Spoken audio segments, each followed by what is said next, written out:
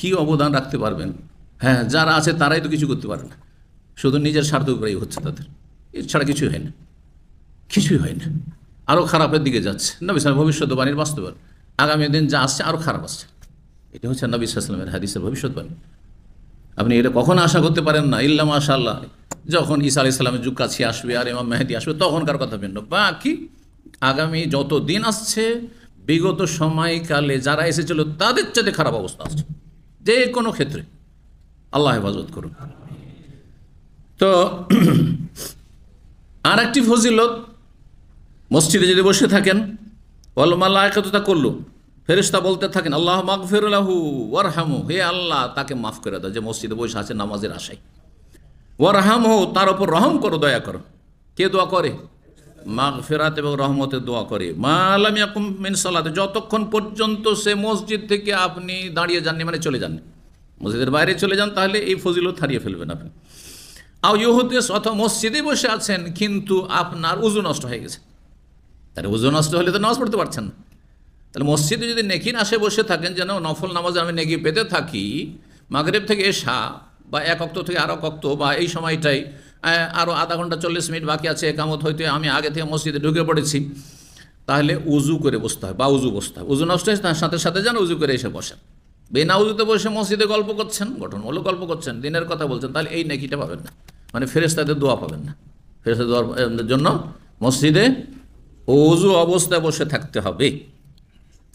3230 নম্বর হাদিস। হাদিস বর্ণনা করছেন সাফওয়ান বিন ইয়ালা, তার পিতা ইয়ালা বিন উমাইয়া থেকে। তিনি বলেন সামিউতুন নবী সাল্লাল্লাহু আলাইহি ওয়াসাল্লাম ইয়াকরাউ আলাল মিম্বারে, নবী সাল্লাল্লাহু আলাইহি ওয়াসাল্লামকে আমি বলতে শুনেছি, তিনি এই আয়াতটি পাঠ করছিলেন, সূরা যুখরুফ আয়াত নম্বর 77, মেম্বারের ওপর চেপে, মেম্বারে চেপে পাঠ করছিলেন কি, ওয়ানাদাউ ইয়া মালিকু লিয়াকযি আলাইনা রাব্বুক, ওয়ানাদাউ, জাহান্নামীরা জাহান্নামে যখন জ্বলবে, আর কোনো দিকেই কোনো রকমের মুক্তির রেহাইয়ের চান্স নাই,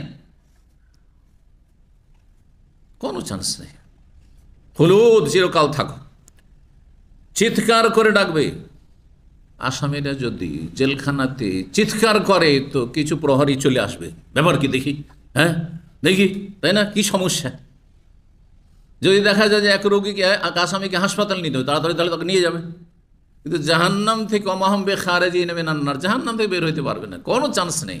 চিল্লা চিল্লি করলো, জাফিরুন ও শাহিক, কোনো, হ্যাঁ আর্তনাদ করলো, কান্নাকাটি করছে, কোনো কিছু কাজে আসলো না। তখন চিন্তা করবে যে দুনিয়াতে যারা খুব বেশি বিপদগ্রস্ত হইতো, আর দুনিয়া যেন তার জন্য বিপদ হয়ে দাঁড়িয়েছে, এক মুহূর্ত যেন আর বরদাস্ত হচ্ছে না।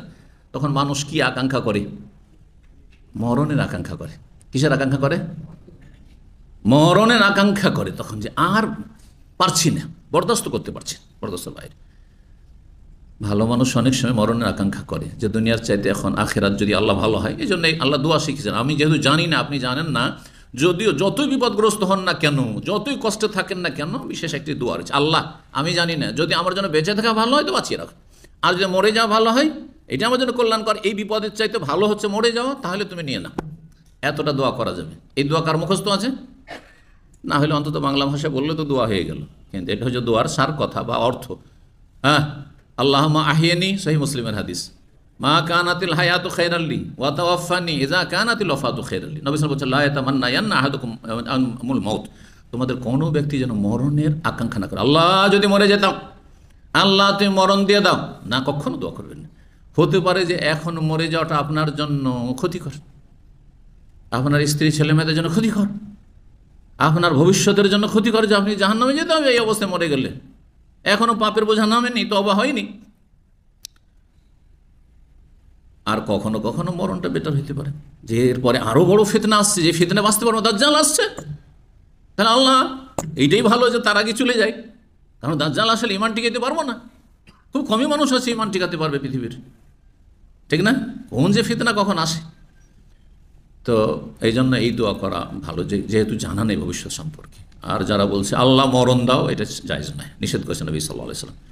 ফাইন কান লাবুদ্দা ফাইলান, যদি দোয়া করতে হয়, দুনিয়া আর ভালো লাগছে না, পারছি না বরদাস্ত করতে, তাহলে এই দোয়াটি ফালিয়া করো, এই দোয়া করো। এটা তো যাদের মধ্যে ঈমান কিছুটা আছে। আর যারা বেঈমান, মুসলিম সমাজের বেদিন, তারা কি করে? হ্যাঁ, কঠিন পরিস্থিতি বরদাস্ত হচ্ছে না, কি করে? আত্মহত্যা করে, মনে করে যে আমি থাকবই না। নিজের প্রাণ যে নিজের রূহ, নিজের প্রাণ, নিজের জীবন সব কিছু আল্লাহর নিয়ামত, আল্লাহর দান, এটাকে আল্লাহ হেফাজত করতে, সংরক্ষণ করতে বলেছেন। এই জাহেল বুঝেই না, বেঈমান বেদিন বুঝে না, মনে করছে আমার জান, আমার জীবন আমি রাখলাম না। না, তোমার জীবন না, তোমার বাবারও জীবন না, রবের। ইন্না লিল্লাহ, আমরা সবাই আল্লাহর। আল্লাহ যখন নেবেন তখন আল্লাহর উপর ছেড়ে দিতে হবে। আল্লাহ ভালো জানে তোমার জন্য কখন যাওয়াটা ভালো। সুতরাং আত্মহত্যা হচ্ছে মহা অপরাধ। অনেকে তো বলছে জানাজে পড়াই যায় না, তবে ভালো মানুষরা পড়বে না, নেক মানুষরা পড়বে না, সমাজের যারা সাধারণ মানুষ তারা পড়বে। কারণ সে নিশ্চিত কাফের হয়ে মারা গেছে বলা যাবে না। তার মানে এমন একটি বদাকিদা আছে, সেটা যদি থাকে তো অবশ্যই কাফের। যদি সে তকদির অসন্তুষ্ট, আমি মানি না তকদির, এই তকদির আমি খুব অসন্তুষ্ট, আল্লাহ কেন এটা করলো, তাহলে কাফের সে। অনেকেই তো আত্মহত্যা করছে এই তকদিরের উপর অসন্তুষ্ট হয়ে, তাহলে এটা বড় কুফরি। কিন্তু না, বরদাস্ত করতে পারে, আর বরদাস্ত হচ্ছে না সেই জন্য। কিন্তু আল্লাহর বিরুদ্ধে অভিযোগ না, কমপ্লেন না, তকদির অস্বীকার করা নয়, অসন্তুষ্টি নয়, তাহলে সে ফাসেক পাপিষ্ট হয়ে মারা গেছে, ফাসেকের জানাজা পড়া যাবে। এই জন্য আসল হচ্ছে, যেহেতু আমরা অন্তর্জামী নয়, অন্তর জানি না কি অন্তর নিয়ে সে গেছে, সেই জন্য সাধারণ সমাজের লোকেরা জানাজা পড়বে। আমার এই বিষয়ে বিস্তারিত আলোচনা আছে একটি আত্মহত্যা অপরাধ সম্পর্কে।